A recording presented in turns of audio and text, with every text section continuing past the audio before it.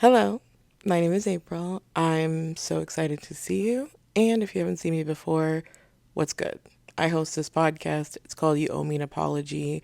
It's adapted from my Substack, which is also called You Owe Me an Apology. Check that out.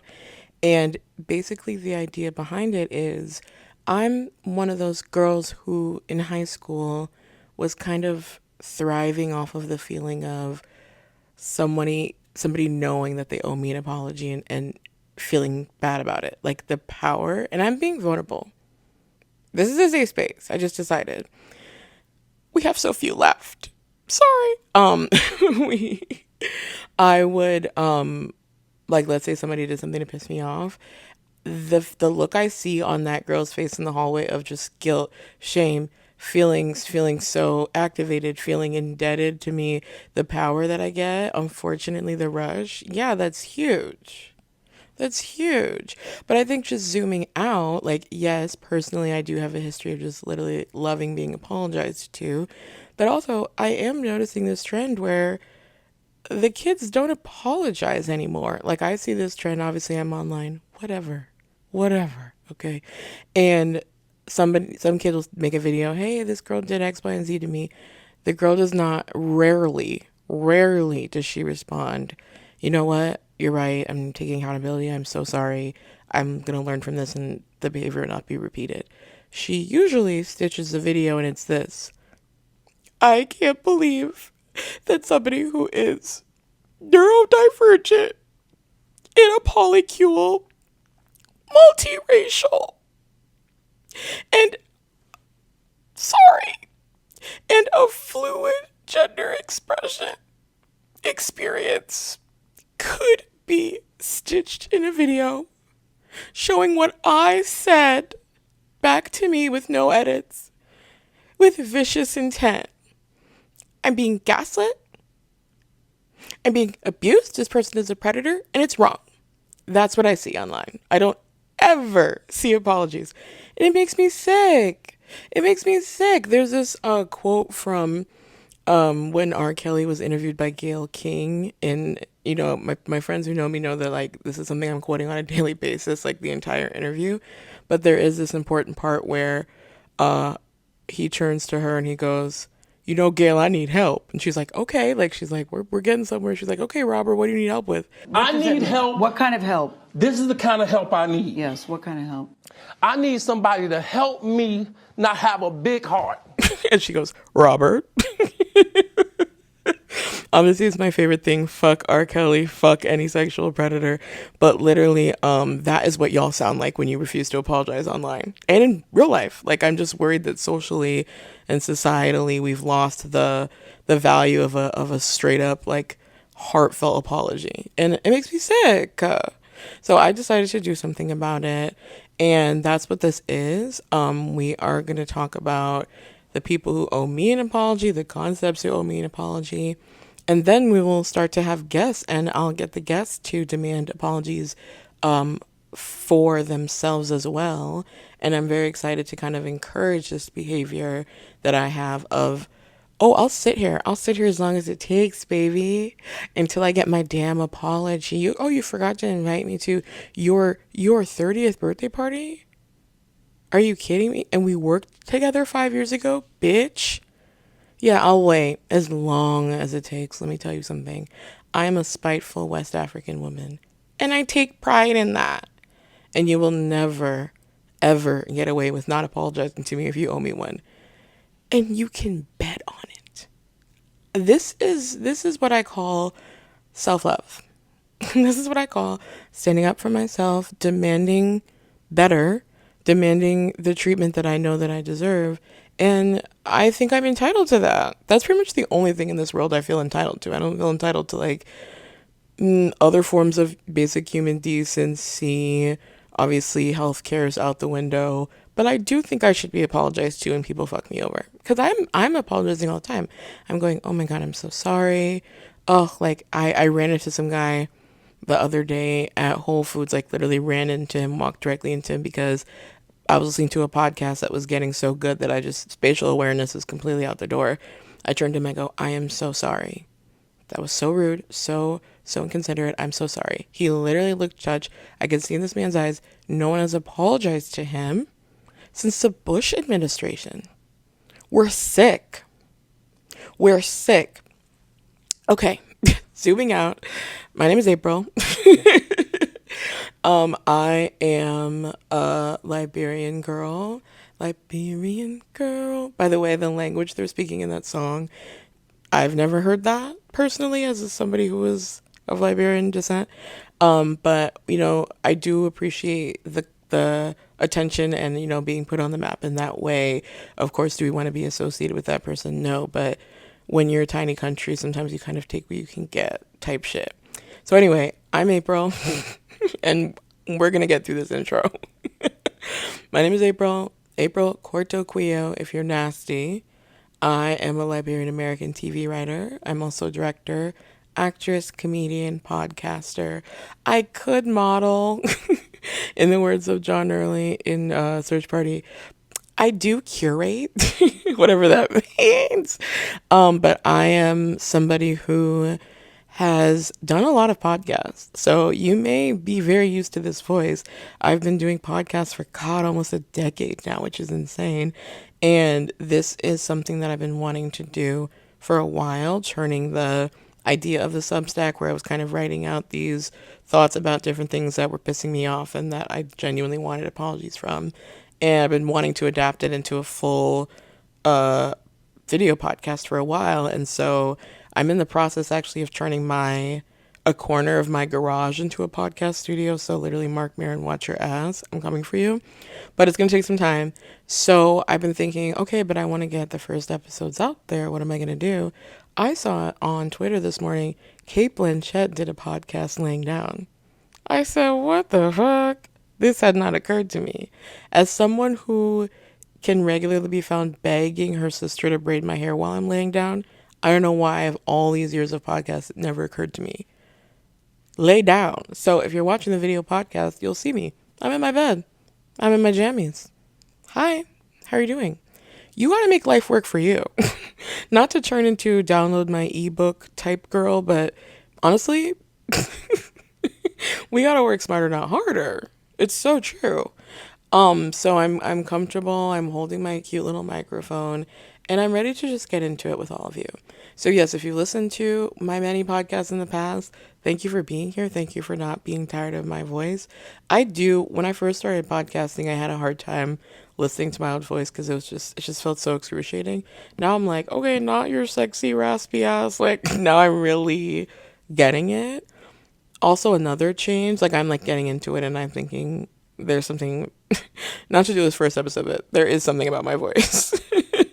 But also, a big change that you will notice if you've listened to my podcast in the past is, my lisp is so much better because I did Invisalign. And so I never really noticed how much of a lisp I had. Like I was obviously kind of aware, but you're just used to it. Honestly, by the way, like of all the different speech impediments, a lisp is honestly so cute and so chic. Like I really didn't have an issue with it. But since I did Invisalign, and my teeth are somewhat straighter, they're not perfectly straight, but I was just like, I can't do this anymore. Take them off. So then I have noticed that I'm easier time like speaking. Like it's not the sound of the lisp that I truly cared about because I honestly thought it was cute, but it was so frustrating to be trying to make a sound with my mouth and my tongue's like going every which way. And so basically when I was like getting the Invisalign, they put these little plastic things on your tooth to keep the essentially braces in place. So when he took them off, I was like, I'm noticing that, yeah, I'm having an easier time talking. And the dentist was like, yeah, I mean, when you have an open gap like you did, your tongue's just flying straight out of your mouth with nothing to stop it. I was like, tongue flying straight out of my mouth? Okay, drag my ass. That was crazy. He was like, yeah, your tongue's just flying out of your mouth. Nobody can understand you, and give me $5,000 right fucking now. So that's some of the stuff that I deal with, just like dental work and just, trying to really be on top of that kind of stuff as I get older and try to be responsible, but again, at what cost? I don't know how we got into dentistry, and yeah, I am diagnosed with ADHD, and I'm proud of that. And I took my meds, and they've long worn off. So you're getting the real deal, mama. I literally don't know why I was talking about dentistry. And by the way, I'm not gonna edit this, so I don't think I'll ever know. As long as it sounds good, I'm uploading it. Because again, I gotta work smarter, not harder. Why was I talking about dentistry? Oh, I was talking about my lisp. Okay, remembered. Is this listenable? Can anybody, if you've made it this far in the podcast, can you like contact me and just like let me know how your experience was? Because I'm worried this is like completely unlistenable, and it'll get more listenable. I swear to God. So basically, that is gonna be. I'm so sorry. And you would think, okay, if you cough, you edit them out. Wrong. I'm not clicking anything and you can't make me, but I do apologize. And see, there we are. And I didn't lose anything from that, by the way. I didn't lose anything. I have a couple things that I've written down on my little notebook that I would like to discuss with you within the realm of the types of things that we'll get into on this podcast. So just zooming out once again, I don't know if I've said this yet, but my name is April. I am a TV writer. I like to complain. I love pop culture. I love reality TV. I love garbage. I firmly believe that pop culture is political, and we can look at what's happening in pop culture as an amazing analogy for what's happening in the world and politically. For example, Lady Gaga's Abracadabra just came out during the Grammys. It is a true return to form, true like peak Bad Romance Gaga, which is, say it with me, a huge recession indicator. We're fucked. If Lady Gaga is literally turning out like that level of choreo and that thumping of a beat and saying dance or die, we are fucked. Just really sit with that. And how do I know that truly things are it's about to be a wrap? It's pop culture. So stay with me. So I'll be talking about usually that kind of stuff. I last year got this complex of worrying that I'm like a vapid person because people are like, "Oh, Ukraine." I'm like, "Yes, absolutely Ukraine." And then in my head I'm like, Khloe Kardashian's going more brunette lately.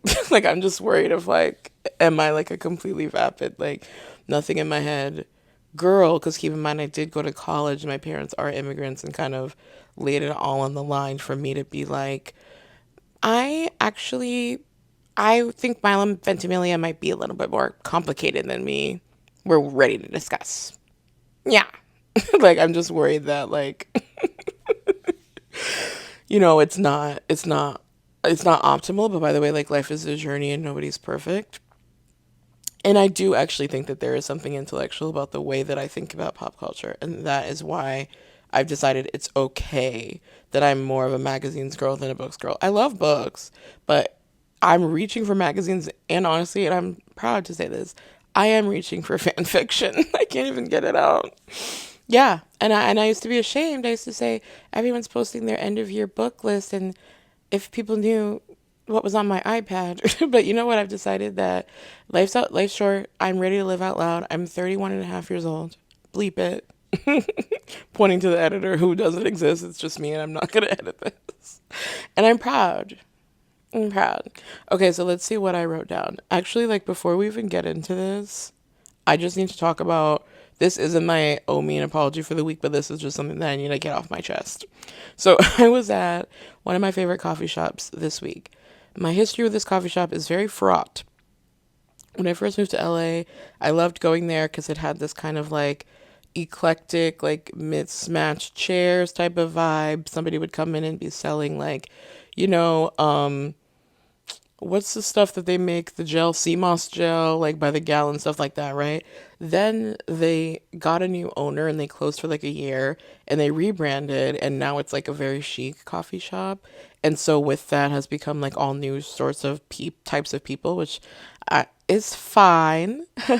I'm an open, personable, nice girl, and that is me.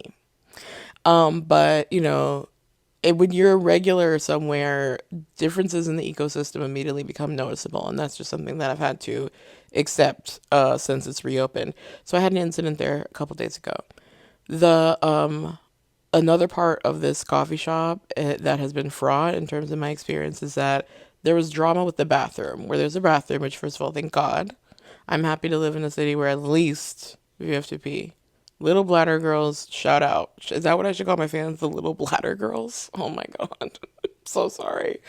Um, so there is a bathroom, but first they had just a like door would be open and you can lock it from the inside. But then I think they were worried that like unhoused people would move into the bathroom. That was like the vibe I got from the owner who just like gave me this look that's like not in my backyard type energy.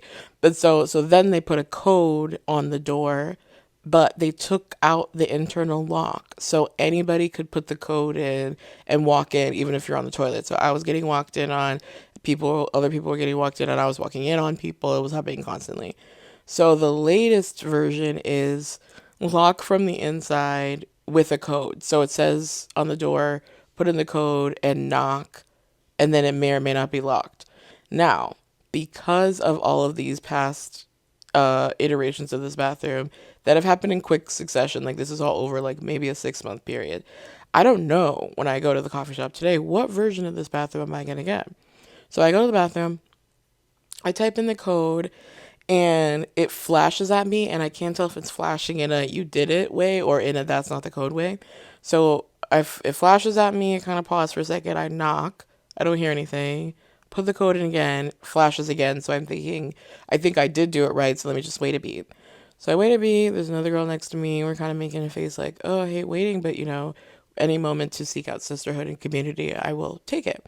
And then a woman opens the door. Now, to describe her, she is a how would I get into it? Burlington Coat Factory Lisa Bonet type. And I mean that with my whole heart. She had unkempt sister locks. She had on fingerless gloves.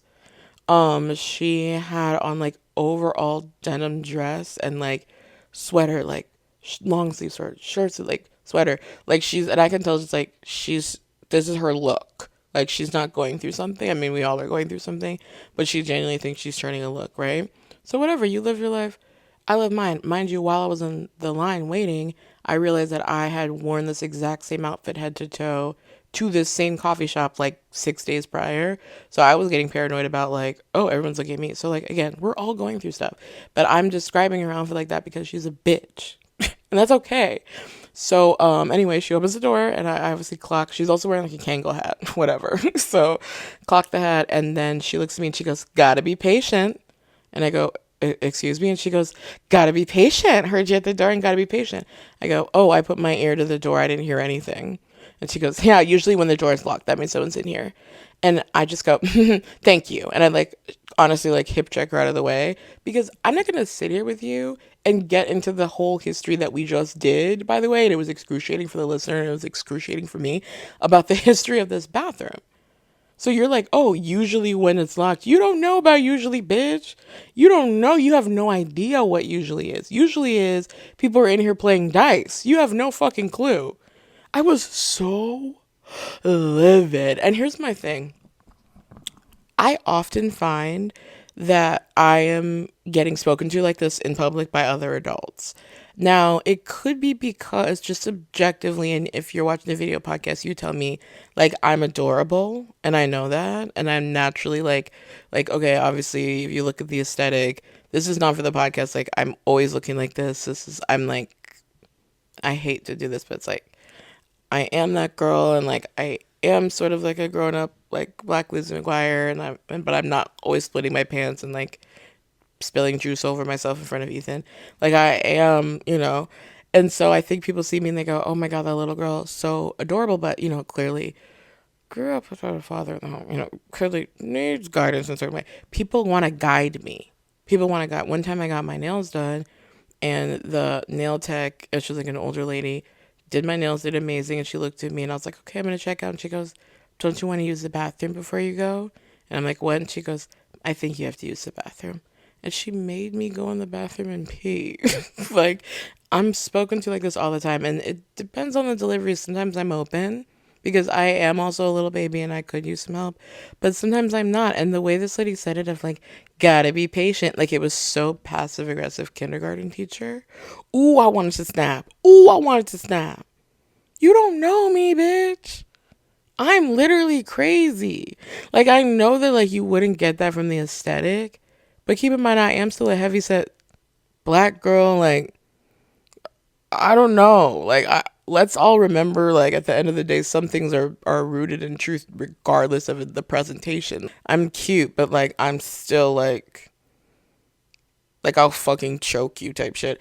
So I just but I really practiced restraint in that moment, and I literally was thinking about God in that moment. I was thinking, like, he was like, please, like, have grace for my other children and stuff, and I literally was like almost wrestling with God in my head, and I go, how could you do this to me? Like, I feel bad because it took Jesus being on the cross to be like, how have you forsaken me? But if I get my parking spot stolen, I'm like, God, do you even see me or what's up?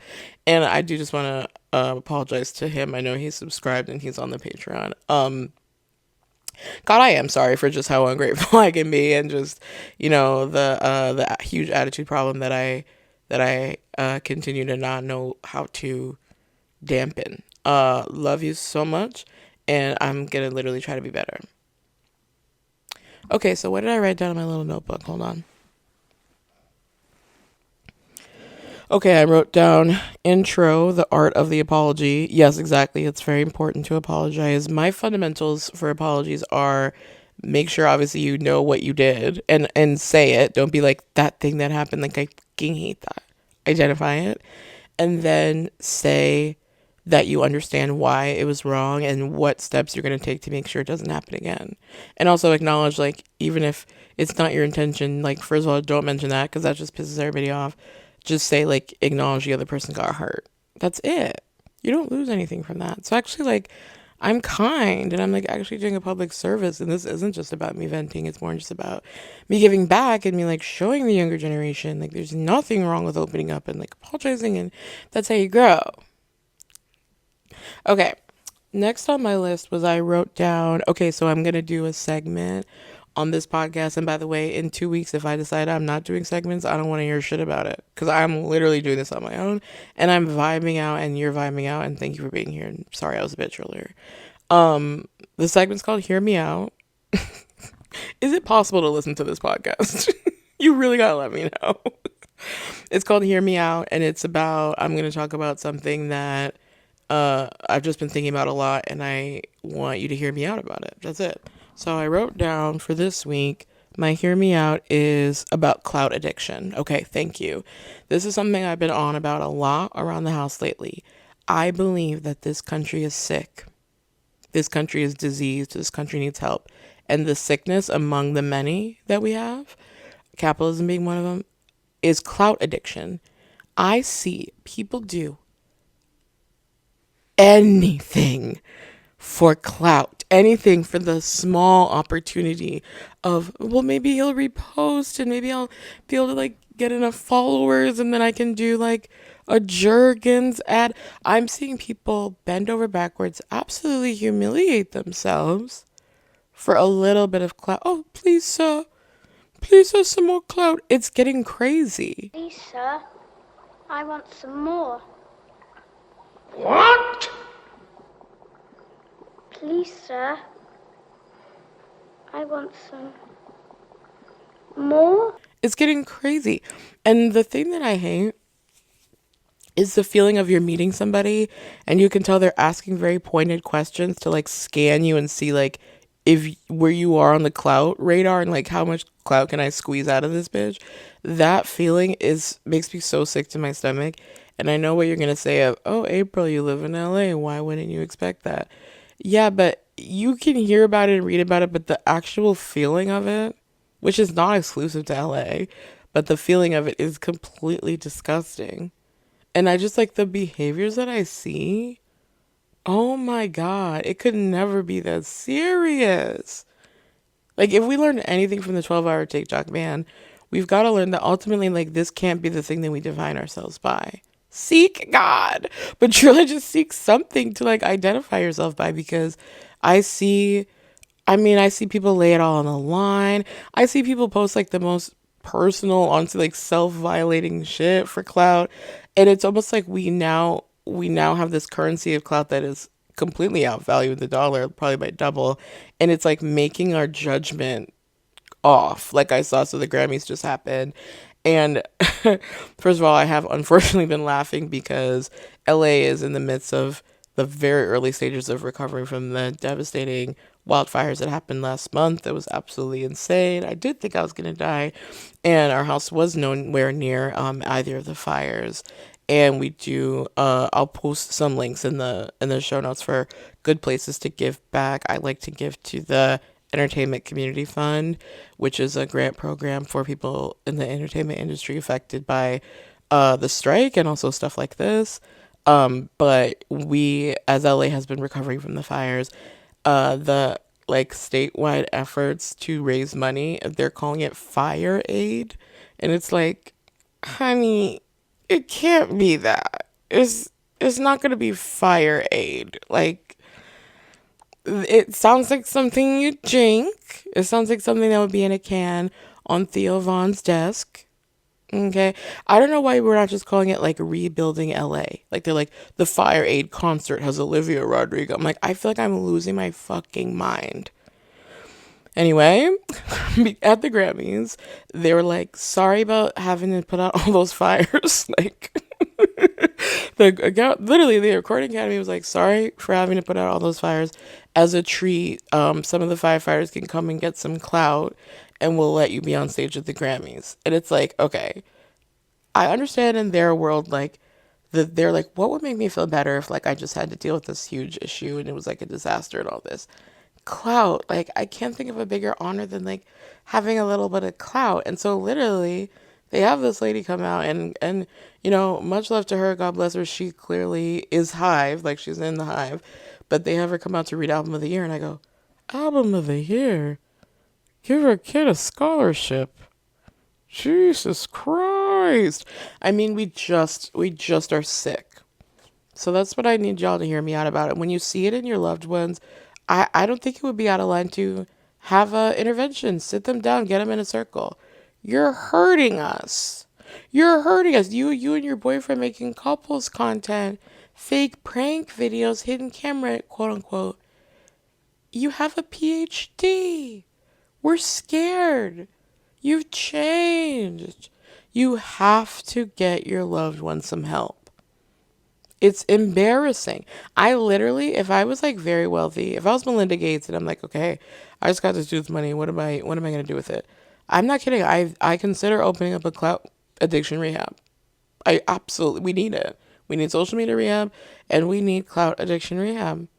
You're throwing your life away for the opportunity to be in the background of some blue check person's Instagram story. And you're completely in your late 30s. It's sad. Okay.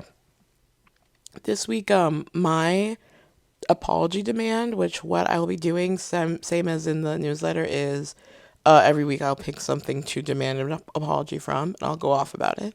This week was not at all hard to discuss. It was Blake Lively. You owe me an apology. Now, before I get into it, I just want to say, in the last year or so, there's been a lot of discourse on social media about what people say on podcasts and like, don't say something on podcasts that you would be afraid that would come later and bite you in the butt, and like, don't be too honest. None of that here. Everything I'm going to say on this podcast, and again, I'm not editing it because I don't know how to do that and I'm not that kind of time. I'm saying with my full chest. I'm saying with like my full integrity intact. If I change my mind later, I reserve the right to change my mind, but I cannot censor myself out of fear of like future run-ins with people when the reality is like, I have to be truthful to who I am. Number one, because I literally don't have the ability to be fake. Like, I've tried it. It just looks like I'm sick or something. Like, I just like can't. I literally can't sell it. But also, I just think it's fine. Like, we have got to get back to a culture where we can critique each other, especially when our behavior is harmful, without it being like, she was talking shit. Like, it's like, was I talking shit or was I holding up the mirror to society? And then if you don't want to look in the mirror, mama, the mirror's going to look at you. I'll work on that tagline. Okay, so Blake Lively, you owe me an apology. If you don't know, which I can't imagine you don't, Blake Lively is in the throes of the beginnings of a lawsuit with Justin Baldoni about this It Ends With Us drama. I would really encourage you to go to TikTok. I'll put some links in the show notes of people covering this, because it's been completely like euphoric experience every single day for people to be like, we just got the text message, she texted him and she called herself Khaleesi and she called Taylor Swift her dragon. This is real, this is documented. Taylor Swift will be deposed. This is heaven. As somebody who did do mock trial in junior high, and I don't like to brag about that, but I did do mock trial. I did do mock trial. Sorry. Quickly, I just have to make fun of. There was this girl that I went to college with, and my good friend Ashley and I would make fun of her because we would be like sharing in a small group or something, and she would always figure out a way to work this into the conversation. You know, because I do have a boyfriend and because I am in a relationship, it just make things complicated, because, you know, it's not like when I'm single, I actually do have a boyfriend and I am in a relationship. I've like officially been making fun of her for like 15 years. But that is one of the funnier things that I've said. I don't I'm gonna try to work my way back. Can you listen to this podcast? This is a challenge. It's no more Fear Factor. It's literally April Factor. Can you get through an episode of this bitch's podcast? Okay, I think I was talking about Justin Baldoni. So tired. The other thing is, when you choose to do a podcast in bed, something to keep in mind is you're going to be sleepy. You're in your jammies, okay? You're in your house. I have the AC on, but I checked and I don't think you can hear it on the mic, but ultimately it would be on regardless, because that's how I am. Okay, Justin Baldoni. This is so scary. I don't even know where I am right now. Like, what am I talking about? Okay, basically, I was talking about the lawsuit, and I was talking about Blake Lively owes me an apology, because for her to sit here and say this man both body shamed me and sexually harassed me, both refused to hire an intimacy coordinator, but then did hire one, and I actually curbed her, who wouldn't let me express myself and my take on the material, but really was the only one who read the book because she didn't read the book. Blake can't be serious with this shit. Like, and I know we're all seeing the evidence come through, and I think there was, when she originally put out her complaint through the New York Times, there was this huge wave of talk online of like, see, we knew there was more to the story, and like, see, we should always like understand, like, women who are called bitches, actually it's more complicated. I just need y'all to understand this. Sometimes it's not. Sometimes where there's literally smoke, there's fire. It's an important lesson to learn. And sometimes if over years and years in different projects, you hear the same thing about someone and then see it for yourself in video clips, it simply is what it is. And I do think that just on a international scale, we have to get to the point where we're looking at a video and can see with our eyes the truth, and we can say what it is. Especially when it's like, okay, there's that clip of like the way that she was discussing her quote unquote baby bump with that journalist. There's like years of rumors of what was going on with her and Leighton Meester on Gossip Girl. By the way, God only knows. I wasn't there. But I think specifically with this, I'm upset because it's, if you throw sexual harassment into the court of public opinion for a man, if that is not like genuinely your experience, and it really does seem like the more evidence that's coming out, the more that doesn't seem to be your experience, it's just, not only is that so harmful to him, but it's so harmful to all women, because we were just doing this whole Me Too, none of us lie on men shit. You cannot come through and like interrupt that and contradict that. And it just like calls into question so many other people's stories that are actually rooted in true and aren't vindictive and aren't trying to get back at somebody for whatever situation was going on socially on that set. And it's wrong. And I just think that it's like, okay, so right now where we are in time is they just went to the judge, Blake's team just went to the judge and said, hey, can we get a stop on Justin's people talking to the press? Mind you, all this started because Blake's team went to the New York Times and was like, I was attacked. So then he responds, and then she's like, they're dragging everything into the press. You can't be serious. You can't be serious. I just think that it is so. I would have so much respect if she was just like, listen, this has gotten way out of hand. I think the situation is more nuanced than I originally knew. I don't want to put either of our families through this. Let me just take the L. I'm really sorry, Justin. Like, actually, the fact that she won't do this is going to like destroy what she clearly was trying to build. Clearly, like, she and Ryan were trying to expand, and she's selling her drinks, which in my memory is something called, it's like Blake's Bops. Like, in my memory, that's basically what it is. She, she did the hair care line, and I know that she wants more, and I just can't imagine how you justify shooting yourself in the foot like this. Like, it's really actually like really wild to watch. But what I'll say is like, listen, we just lost this election and it was humiliating. And I think that it is because as the more progressive party in general, we we're too scared to like name call anymore and we're too scared to like tell the truth. And I honestly think that not only has that weakened us pretty much on a global scale, but also it's affecting day-to-day interactions. And like, it's not the worst thing in the world. I didn't say she should be killed. I didn't say like anything awful, but it's just, I'm acknowledging, no, this is not a fair situation. She had more social power than him and she used it against him and it blew up in her face. And that's what happened.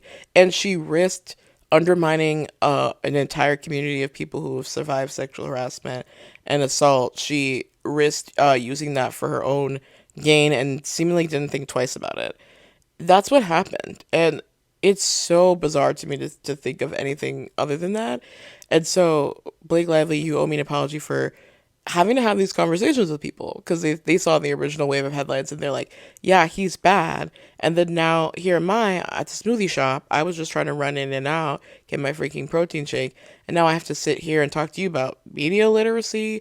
And I'm showing you clips from Jane the Virgin. And I'm showing you this man's website full of evidence that he has updated and made downloadable for anyone who's interested. I don't want to do that. I want my smoothie and I want to go. I want to go to the mall. I want to go to the gym. I want to go home. I want to be on my phone. Okay? Blake, you owe me an apology for literally taking this crazy L but not being willing to just swallow it. And I just feel awful for people who are caught in the crosshairs of this and for people who have worked with both of them and now kind of are getting this pressure of like, whose side are you on and what are you going to say and what is this? Like, none of this had to happen. Like, she just dragged all of this into the public space and then is like not understanding why she's getting this blowback. Now, I will always hold a little bit of a soft spot for her because her big sister is Robin Lively of Teen Witch fame. And that was one of our like 5 movies growing up that we watched every single weekend. Never gonna be the same again. Never gonna be the same again. And I'm not going to be singing a lot on the podcast because I know sometimes you listen to podcasts, you go, oh, this person actually just wants you to know they have a good voice. I don't need that from y'all. Okay. I'm doing the kind of shower singing that would bring certain people to tears. My iteration of Defying Gravity would break your heart. I don't need y'all to tell me I'm a good singer. I know I'm a good singer. But I do want to limit it because I don't want to overwhelm you with that kind of talent. And I don't want to isolate and alienate anyone. And then we will just wrap out with my recommendations for the week. So the last thing that I watched with my honest to God eyes was a clip from Spanish Temptation Island where they're showing a live feed of this guy's girlfriend and she's about to hook up with this dude and like they split the houses, whatever. In the other house, this man takes off on foot. Okay. From the Spanish that I can understand from my, count them, 6 years of Spanish classes. And I'm still here with it. He was heartbroken. He called it the ultimate betrayal. He takes off on foot. This dude's running on the beach fast. It made me want to redo my entire like workout regimen because I don't want to run. Obviously, that's hell. But I do need to be able to sprint like that on a moment's notice. He sprints to the other's house. He's rolling around on the ground. He's going, "Por qué?" It's unreal. She's literally getting fucked by this guy. Here's her boyfriend is here, runs outside. It's like, what is he saying? What is he saying? People are like, he's saying por qué, por qué. She flips on a dime. She runs over. She's begging for this man's forgiveness. I'm in the comments. He's acting up, but he actually cheated on her the day before. Oh, if you have a way to watch the Spanish Temptation Island, you need to sprint. You need to run. What else am I recommending? FKA Twigs' new album is, was it Eusexia? Let's go. I'm new to her, and I feel bad for sleeping on her.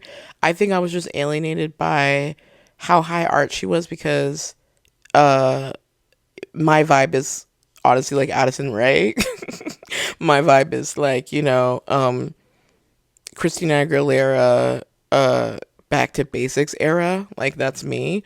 But I found my entry point, and that is the striptease video. It is so good. It's so hot. It's so like alive, and I'm really starting to understand her as an artist. And I'm just like, it's time to lock in. It's time to lock in. She's cooking. She is cooking, and so much respect for her. I recommend that. And then on previous podcasts, specifically She's All Fat, a podcast I co-hosted a long time ago, one of our initial ideas, which I thought was brilliant, was we are going to do fake advertisements in the spaces that you would do a real ad. Number one is like a way to manifest, which, I mean, literally women's minds. But also as a way to show advertisers, hey, there's space open. So I'm going to do that today. And I'm going to keep doing that until I have a full slate of advertisements and I'm just swimming in it. I'm going to do an ad for the lip gloss that I swear by. It's called Ame Collet. It is sold in Sephora and it's a West African creator. So shout out. My gloss stays on. Like I put my gloss on, 2 hours ago. I've been yapping to y'all. Still on there. I always put lip gloss on before I go to the dentist. Once again, and we're back to the dentist office. He goes, it's amazing because like I can actually like keep your mouth open and I can like move all around and stuff. And it's my lips aren't gonna get dry on him. I go, thank you. It looks so good. It holds color so well. I do like brown liner underneath. And in future episodes, we'll discuss, by the way, the online discourse of should white girls be doing brown liner, clear gloss. Don't piss me off, you guys. Seriously, try not to piss me off. But this gloss is incredible. I swear by it. I like to keep at least one with me, one in the car, one near my desk, and one in my makeup area. And I just feel like when I'm talking to someone and I see them zone out and just stare at my lips, I know that it's because of the gloss. So if you want that kind of advertisement and that kind of genuine endorsement, you probably want to hit me up. You can email me at askapril@apologizetomeme.com. Yes, I do have the domain, apologizetomeme.com. It's the best money I've ever spent, and I'm completely grateful to have it. And with that, we are gonna wrap out and wrap up, as people say. One of my things is I don't really understand prepositions. I think because my parents are immigrants. But we're going to wrap up and we will be back next week. I want to do a shout out to the Patreon. The Patreon, I will be doing bonus content. There's going to be extra audio episodes on there. I'm going to do a monthly segment called Unpopular Opinions. And like, if you think that I was open and transparent in this episode, oh baby, I'm going to be being real over there. I'm going to be telling you my genuine opinions about all of the media that I take in, naming names, talking shit, and that talking shit, in a way that is cultural criticism. I don't really know how to wank either. That's going to be on the Patreon. I'm going to have a bunch of cool ways to just like connect and be able to get your feedback in real time and incorporate it into the show, which is very exciting. So if you like me and if you were able to make it through this episode and not completely abandon ship and kind of block me for putting you through that, then I would encourage you to join the Patreon. It's going to be a lot of fun. I'm going to be posting a lot of cool exclusive things there and just honestly like building community. Sorry. Community is so important.